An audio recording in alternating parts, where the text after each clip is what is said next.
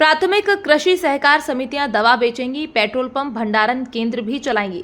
बहुउद्देशीय सुविधाओं के लिए तैयार हो रही प्राथमिक कृषि सहकारिता समिति। जिले में इस वक्त 120 प्राथमिक कृषि सहकार समितियां, 20 नई समितियों का किया पुनर्गठन।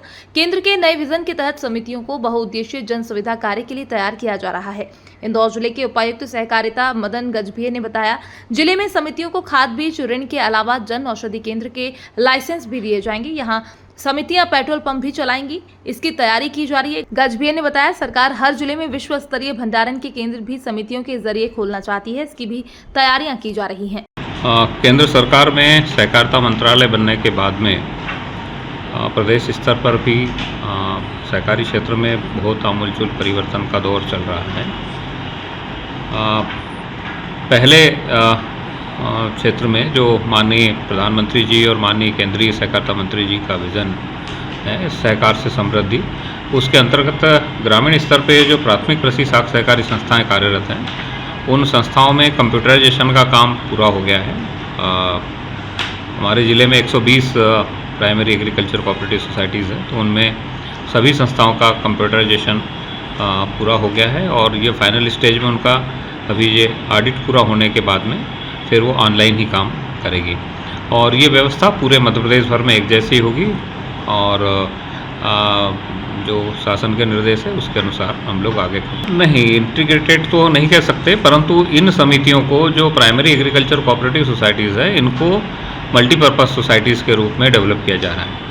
तो जो पहले सिर्फ खाद और बीज के साथ में किसानों को जो ऋण का ही काम करती थी, अब ये विभिन्न तरह के कार्य कर सकती है और एक ही स्थान पर वो समितियां किसानों के और कुछ गांव के निवासियों के लिए अन्य दूसरे काम भी जो है वो कर सकती है।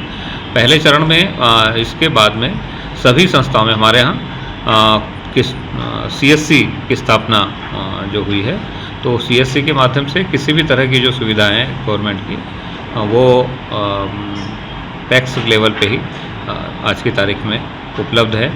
एक और जो बड़ा बदलाव जो हुआ है या जो चल रहा है कि 120 समितियों में से नई हमारी अभी 20 समितियां और पैक्स पुनर्गठित हुई है, पैक्स पुनर्गठन की प्रक्रिया के अंतर्गत। तो ये जो दूरी जहां ज़्यादा थी, जहां 15 से 20 किलोमीटर जहां किसानों को जाना पड़ता था, तो उसी एरिया में ये समितियां लोगों को खाद बीज और अन्य सारे जो इनपुट्स हैं वो उपलब्ध कराएंगे। एक जैसे हमने एक नया काम अभी बताया था, CSC केंद्र जो होंगे वो काम तो शुरू हो गया है। कुछ चिन्हित स्थानों में जहां बड़े हमारे जो कस्बा नुमा स्थान है वहां जन औषधि केंद्र भी खोलना है। तो हमारे ज़िले में भी एक लाइसेंस प्राप्त हुआ है, हाथोद में वो शुरू होने जा रहा है। दवाइयों के भी ऑर्डर हो गए और हाथोद में कुछ ही दिनों में जन औषधि केंद्र यही प्राइमरी एग्रीकल्चर कोऑपरेटिव सोसाइटी के द्वारा संचालन होगा। कुछ ऐसे भी स्थान चिन्हित किए हैं। सरकार की मंशा है कि ग्रामीण क्षेत्र की पैक्स जो है वो पेट्रोल पंप भी संचालित कर सकती है। तो वो पेट्रोल पंप के लिए जो सर्वे जब भी उन कंपनियों के एड आएंगे तो उनमें एक CC2 कैटेगरी होती है जो इस तरह के इंस्टीट्यूशंस के लिए हैं।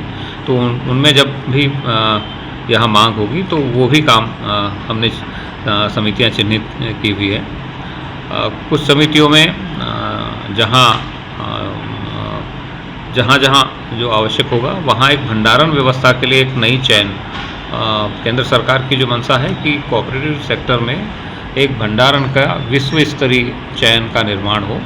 तो पूरे भारत भर में जिस तरह से चल रहा है वैसे ही हमारे इंदौर जिले की 5 समितियों में जिनके पास भूमि उपलब्ध है वो उसमें भी आगे बढ़ गई है प्रोसेस और वहाँ बड़े गोदाम बनाने की कार्रवाई जल्दी शुरू होने वाली है।